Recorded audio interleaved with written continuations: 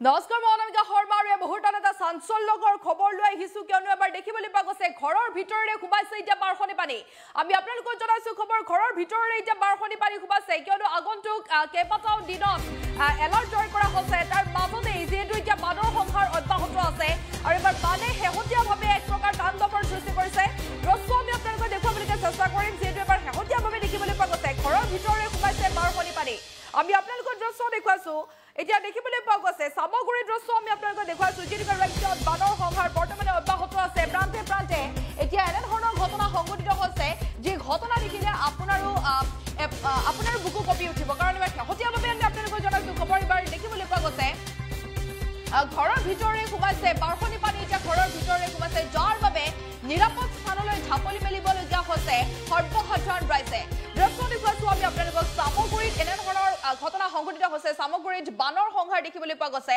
সামগ্ৰী বিলৰ পাৰত থকা বাসগৃহত সোমাইছে পানী আৰু ওখ ঠাই বিচাৰি এতিয়া ওলাই আহিছে সৰ্বসাধাৰণ ৰাইজ ওলাই আহিছে আৰু দেখিবলৈ পোৱা গৈছে ঘৰৰ আচবাবসমূহ লৈ কোন শিশুৰ লগতে এতিয়া যিসকল লোক আছিল সেই লোকসকলে ইতিমধ্যে নিৰাপদ স্থানলৈ ঝাপলি মেলিছে হাতীপুৰা মথাউৰি ভঙাৰ পিছতে কলঙৰ পানীয়ে ইতিমধ্যে তাণ্ডৱৰ সৃষ্টি কৰিছে সামগ্ৰী দৃশ্য চাওক আপোনালোকে সামগ্ৰীত এক প্ৰকাৰ দেখিবলৈ পোৱা গৈছে বানৰ তাণ্ডৱ আৰু সামগ্ৰী বিলৰ পাৰত থকা বাসগৃহৰ ভিতৰত সোমাইছে পানী আৰু ঘৰ এৰি ওখ ঠাই বিচাৰি এতিয়া সাধাৰণ লোক ওলাই আহিছে মূৰত আচবাবসমূহ লৈ এতিয়া তেওঁলোকে এনে ধৰণৰ ওলাইবলগীয়া পৰিৱেশ পৰিস্থিতিয়ে বিৰাজ কৰিছে সামগ্ৰী দৃশ্য শেহতীয়াভাৱে আমি আপোনালোকক জনাইছো যিটোকে উজনি নামনি সৰ্বত্ৰে বৰ্তমানে অব্যাহত আছে ধাৰাসাৰ বৰষুণ আৰু তাৰ মাজতে বানে যি ধৰণে আচলতে তাণ্ডৱৰ সৃষ্টি কৰিছে সেয়া সকলোৱে জানে আৰু শেহতীয়াভাৱে আমি আপোনালোকক জনাইছো খবৰ সামগ্ৰী দৃশ্য যিহেতু আমি আপোনালোকক দেখুৱাইছো সামগ্ৰী বিলৰ পাৰত থকা বাসগৃহত সোমাইছে হুৰা পানী সোমাইছে আৰু দেখিবলৈ পোৱা গৈছে হাতীমূৰা মথাউৰি ভঙাৰ পিছতে এবাৰ সামগ্ৰী বিলত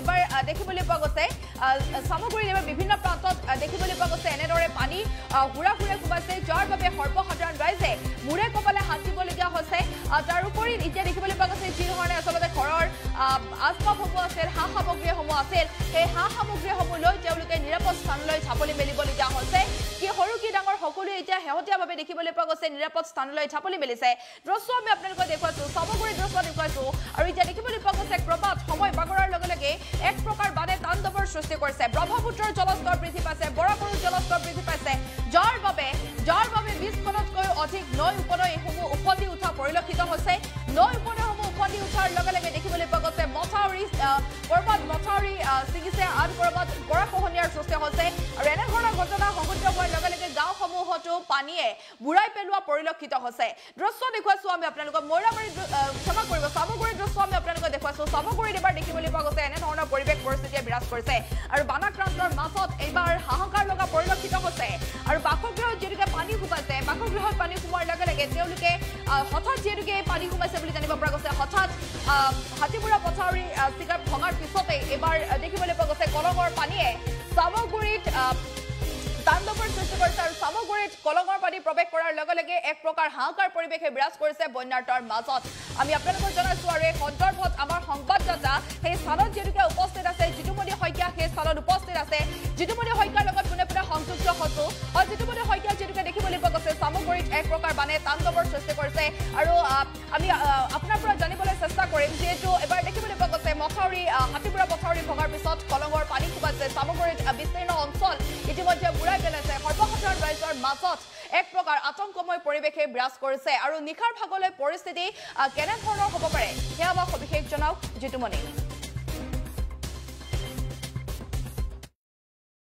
দেখিবলৈ পোৱা গৈছে বানপানী হাৰাশাস্তি কৰিছে সাধাৰণ ৰাইজক আৰু মই বৰ্তমান উপস্থিত আছো নগাঁও জিলাৰ সামগ্ৰীত আৰু সামগ্ৰীটো দেখিবলৈ পোৱা গৈছে যে বিগত কিছুদিন ধৰি যি বানপানীয়ে সন্ত্ৰাস কৰি আহিছে যিহেতু হাতীমূৰাৰ বান ভঙাৰ পিছতে হাতীমূৰাৰ যি পানী আছিলে সেই পানী সামগ্ৰীৰ বিলত পৰিছিলে ঐতিহ্যমণ্ডিত সামগ্ৰী যিখন বিল আছিলে সেই বিলত সোমাইছিলে কলঙেদি আহি পেলাই আৰু সেই বিলৰ কাষত থকা এতিয়া যিসমূহ দাঁতিকাষৰীয়া বিলৰ যিসমূহ লোক আছে বিলৰ মাথাউৰিত বাস কৰা লোকসমূহ আছে সেই লোকসমূহ এতিয়া বিপদত পৰিছে সকলোৰে ঘৰত এতিয়া পানী উঠিছে, যিহেতু একাঠু সদৃশ পানী, যাৰ বাবে এতিয়া সকলো নিজৰ বাসগৃহ এৰি আচলতে ওখ ঠাই বিচাৰি পেলাই আশ্ৰয় গ্ৰহণ কৰিবৰ কাৰণে ওলাই আহিছে। মোৰ লগত সাধাৰণ ৰাইজ আছে, চাওক কেনেধৰণে কণ কণ শিশুসকলে মূৰত পাচি লৈ পেলাই ওলাই অহা পৰিলক্ষিত হৈছে, যিহেতু বানপানীয়ে সকলোকে দেশতে আচলতে বিভিন্ন স্থানতে।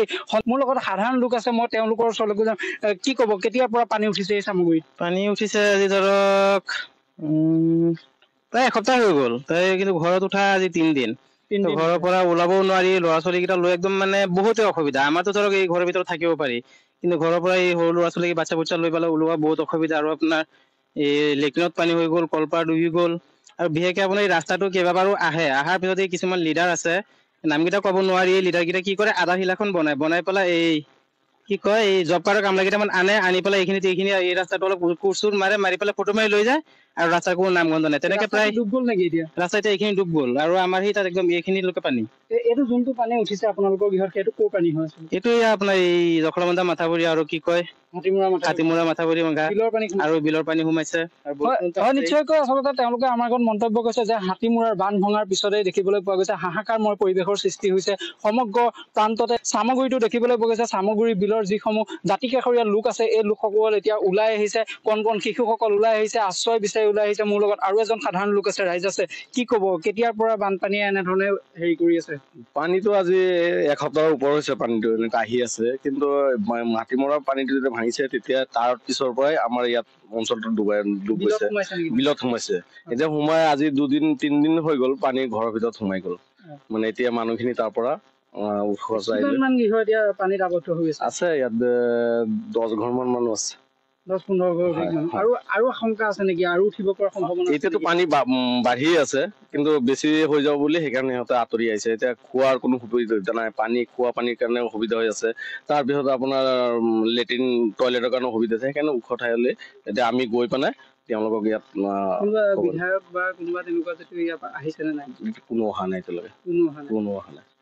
হয়, নিশ্চয়কৈ মোৰ লগত আৰু এজন লোক আছে, মই তেওঁৰ ওচৰলৈ যাম। আচলতে আপোনাৰ পৰা মই জানিব বিচাৰিছো, এইটো কোনটো সমষ্টি হয়? এইটো চামগুৰি সমষ্টি হয়। চামগুৰি সমষ্টি হয়।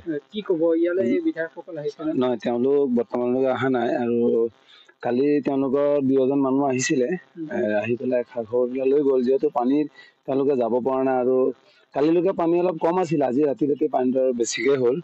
সেইকাৰণে তেওঁলোকে থাকিবলৈ জেগা নাই, ঘৰতো বহুত পানী হৈ গ'ল। পানী হৈ যোৱাৰ কাৰণে এই ৰাস্তাটো ডুব গ'ল। ৰাস্তাটো আৰু অলপ ওখ হোৱা হ'লেহেঁতেন পানীটো নুঠিলেহেঁতেন। এতিয়া এই মানুহখিনি আহি পেলাই ৰকলেণ্ড পাৰ্কৰ ওচৰত আমাৰ কিছুমান বিল্ডিং আছে, পৰি আছে, তাতে আমি চাফ চিকুণ কৰাৰ ব্যৱস্থা কৰি দিছোঁ আমাৰ VDPয়ে, আৰু লগতে আমাৰ ওচৰ চুবুৰীয়া 2-এজনৰ মিলি পেলাই তেওঁলোকৰ ব্যৱস্থাটো তাতে কৰি দি আছে। তেওঁলোকে তাতেই টালি টোপোলা লৈ ল'ৰা ছোৱালী লৈ পেলাই তাতেই গৈছে। দুখজনক বিষয় যে এওঁলোকৰ কিছু যদি ব্যৱস্থা চৰকাৰে কৰি দিলেহেঁতেন তেতিয়াহ'লে খুব ভাল হ'লেহেঁতেন।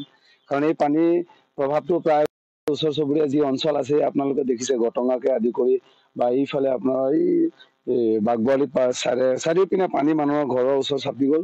আৰু যিটো ৰাস্তাৰ ওচৰ চুবুৰীয়া যিখিনি মানুহ আছে, প্ৰায় বেছি সংখ্যক মানুহৰ ঘৰত পানী সোমাই গ'ল। কিন্তু দেখিবলৈ পোৱা গৈছে যে যিটো ৰাস্তাৰ পথ আছে, এই পথৰ কাষতে নিচে ট্ৰেইন লাইন, ৰেলখনো অহা যোৱা কৰি থাকে। এই ক্ষেত্ৰতো সংকট আহে নেকি ৰাইজৰ? নাই, এতিয়াতো আপোনাৰ মানুহখিনি যিহেতু ইটো পাৰে আছে, ইটো পাৰৰ পৰা যেতিয়া আমাৰ ৰেলৰ ওচৰতে ৰকলেণ্ডখনৰ ওচৰতে কিছু ঘৰ আছে, তাৰ লগতে ৰেল লাইনৰ ওচৰত এতিয়া গৰু ছাগলীকে আদি কৰি বহু বস্তু বাহিনী তাত থাকিব অলপ ভয় হয়। কি জানো, এতিয়া আপোনাৰ তলৰ গৰুখিনি ওপৰলৈ যেতিয়া যায়, ৰেলৰ শব্দ কি দৌৰ মাৰি কিবা অঘটনো ঘটিব পৰা মানে আশংকা আছে। আহ্বান জনাব আপোনালোকে, কি কয়? আমি আহ্বান এইটোৱে জনাইছো, এতিয়া পানীত যিহেতু দুৰ্যোগ, এই বস্তুটো কোনো ৰখাব নোৱাৰে। যিহেতুকে আহিলে এই পানীৰ ব্যৱস্থাটো যদি চৰকাৰে তেওঁলোকৰ যিটো ৰিলিফ বা তেওঁলোকৰ যি ব্যৱস্থা আছে, এই ব্যৱস্থাৰ জৰিয়তে অনাগত দিনত যেতিয়া বিলৰ যিটো মাথাউৰি আছে, এই মাথাউৰিটো যদি তেওঁলোকে অলপ ওখকৈ বান্ধি দিয়ে, আৰু যি মানুহখিনিৰ দুৰৱস্থা হৈছে, এই মানুহখিনিক যদি ৰিলিফৰ লগতে তিৰপালৰ কিছু ব্যৱস্থা কৰি দিয়ে, তেতিয়াহ'লে নিশ্চয় এওঁলোকৰ কিছু সুবিধাজনক হ'ব। হয়, নিশ্চয়কৈ মই এটা দৃশ্য দেখুৱাবলৈ বিচাৰিছো, কেমেৰা পাৰ্চনক চাওক। এইটো হৈছে যি চামগুৰি বিলপাৰৰ যি মূল পথ আছিলে, এই পথছোৱা ইতিমধ্যে পানীত বুৰ গৈছে বুলি ক'ব লাগিব, যিহেতু নিচেই কাষতে আছে চামগুৰি বিল। এইখন হৈছে চামগুৰিৰ বিল, আৰু এই বিলতে আচলতে যি বিগত কিছুদিন ধৰি হাতীমূৰা যি বান্ধ ভাঙিছিলে, বান্ধ ভঙাৰ ফলত বিলত আহি পেলাই কলঙৰ পানী আহি সোমাইছিল আৰু যাৰ বাবে এতিয়া কলঙৰ পানীয়ে বিপদৰ সন্মুখীন হৈছে এতিয়া স্থানীয় লোকসকল। আৰু স্থানীয় লোকসকলে এনেধৰণে এতিয়া ঘৰ এৰি দেখিবলৈ পোৱা গৈছে, আশ্ৰয়স্থল বিচাৰি আচলতে ওখ ঠাইত বাস কৰা পৰিলক্ষিত হৈছে। যিকোনো খবৰৰ বাবে যোগাযোগ কৰক আমাৰ এই নম্বৰত 7099017330 আৰু 7099017110।